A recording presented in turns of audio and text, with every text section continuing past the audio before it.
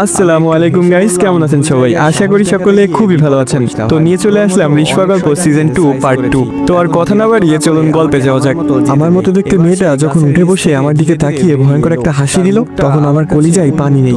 আমি চিৎকার দিয়ে এক দৌড় দিয়ে রুমে চলে আসলাম। আমার চিৎকারে বড় অপরা ঘুম থেকে উঠে গেল। তারা হন্তদন্ত হয়ে দৌড়ে আসলো আমার কাছে। কি হয়েছে জিজ্ঞেস করছে, কিন্তু আমি কোনো জবাব দিতে পারলাম না। কি বলবো আমি তাদের? আমি তো নিজেই জানি না কি হয়ে গেল।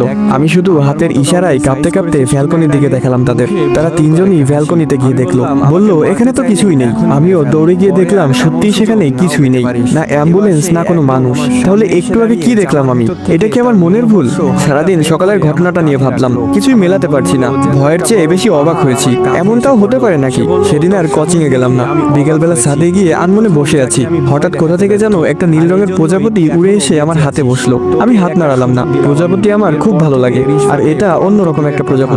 দেখতে খুব অদ্ভুত, কিন্তু হাতে কেমন যেন ব্যথা অনুভব করলাম। আস্তে আস্তে ব্যথাটা বাড়তে লাগলো। আমি আঙুল দিয়ে স্পর্শ করতেই ফুট করে উড়ে গেল। উড়ে গিয়ে একটা ছোট ফুল গাছের উপর বসলো। খেয়াল করলাম ফুল গাছের পাতাগুলা ধীরে ধীরে সবুজ থেকে কালো হয়ে যাচ্ছে, যেমনটা আগুনে পুড়লে হয়। আমি বসা থেকে উঠে গেলাম। আবার কিছু একটা হচ্ছে। আমি দৌড়ে গিয়ে প্রজাপতিটা তাড়িয়ে দিলাম হাত দিয়ে, কিন্তু এবার আমি খুব ভয় পেয়ে গেলাম, কারণ আমার হাতে কালো একটা দাগ বসে গেছে, ঠিক যেখানে প্রজাপতিটা বসেছিল। আমি হাত দিয়ে মুড়িয়ে দাগটা মুছে ফেলার চেষ্টা করলাম, কিন্তু সেটা যাচ্ছে না। হঠাৎ পেছন থেকে একটা মেয়ে কণ্ঠ ভেসে আসলো, ওই দাগ কখনোই মুছবে না। আমি সাথে সাথে পেছনে তাকিয়ে দেখলাম সেখানে কেউ নেই। আরে এইমাত্র এটা কেউ কথা বললো। আমি বুঝতে পারলাম এই মুহূর্তে এখানে থাকা ঠিক হবে না, তাই ছাদ ত্যাগ করার জন্য জোরে হাঁটা দিলাম। ঠিক তখনই খেয়াল করলাম একটা মেয়ে ছাদের এক কোণে উল্টো ঘুরে দাঁড়িয়ে আছে। তার খোলা চুলগুলো এলোমেলো ভাবে উড়ছে। আমি জিজ্ঞেস করলাম, এই মেয়ে কে তুমি? কোনো জবাব এলো না। আমি আরেকটু কাছে গিয়ে বললাম, আমার কথা কি কানে যাচ্ছে না? কে তুমি? এবারও কোনো জবাব না পেয়ে আমি গিয়ে মেয়েটার কাঁধে হাত রাখলাম। তার শরীর প্রচন্ড ঠান্ডা ছিল। আমি সাথে সাথে হাত সরিয়ে নিলাম। এবার মেয়েটা আমার দিকে ঘুরে তাকালো।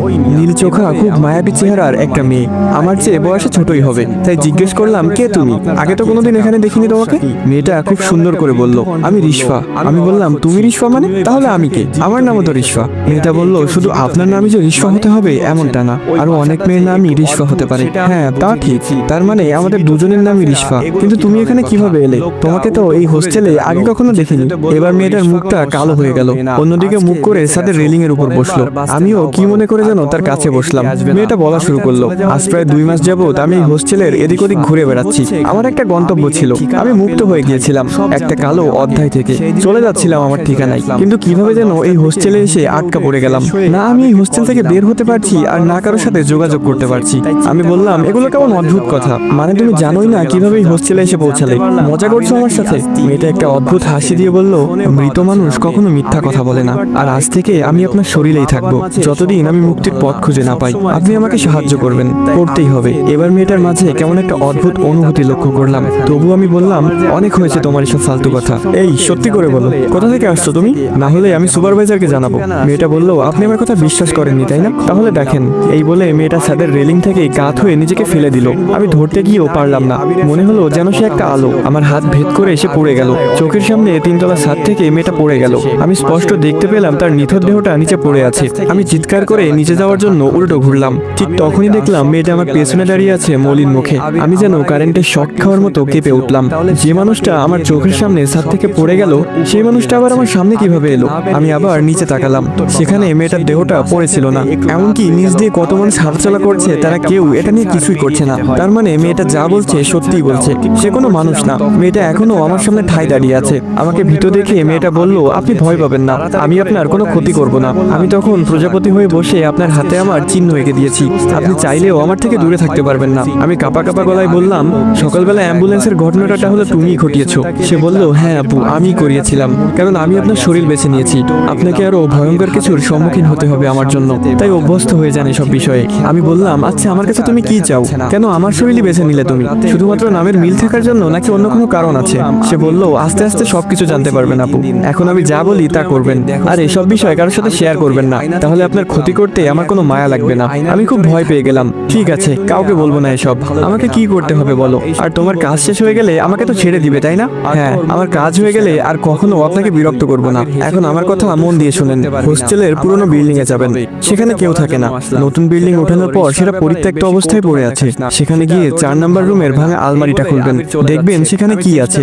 এসে আমাকে জানাবেন। আমি এখনো জানি না আমি হোস্টেলে কেন বন্দী তৈরি হয়ে আছি।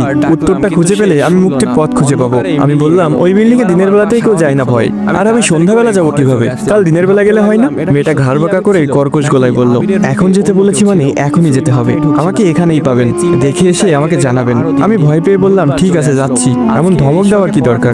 এই বলে মুখ বাঁকিয়ে চলে আসলাম। আমি এতটুকু বুঝেছি যে ওর কথা মানলে ও আমার কোনো ক্ষতি করবে না। আমি পুরোনো বিল্ডিংটার সামনে দাঁড়িয়ে আছি, খুব ভয় করছে ভিতরে যেতে, কিন্তু যেতে তো হবেই, না হলে আবার রিশফা আমাকে মেরে ফেলতে পারে।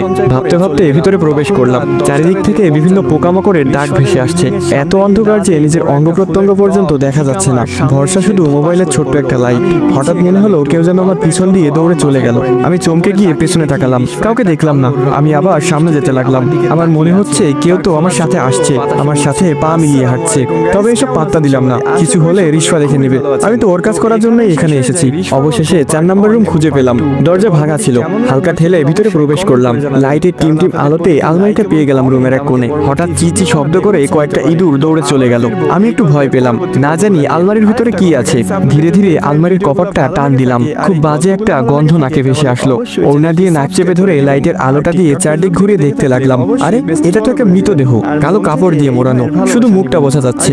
ভালো করে খেয়াল করে দেখলাম এটা রিশফার মৃতদেহ। হঠাৎ পিছনে কারো উপস্থিতি টের পেয়ে ঘাবড়ে গিয়ে পেছনে তাকালাম।